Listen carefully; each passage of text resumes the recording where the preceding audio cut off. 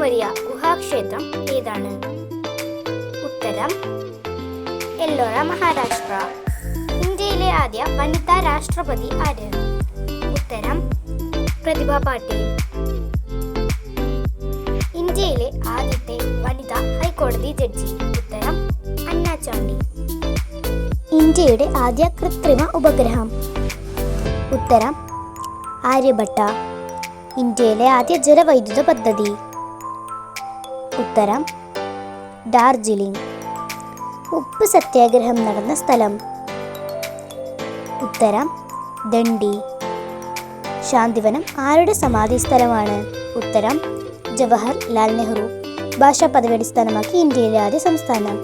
ഉത്തരം ആന്ധ്രാപ്രദേശ്. ഹക്കൂന മത്താത്ത എന്നാൽ എന്ത്? ഉത്തരം നോവറീസ്.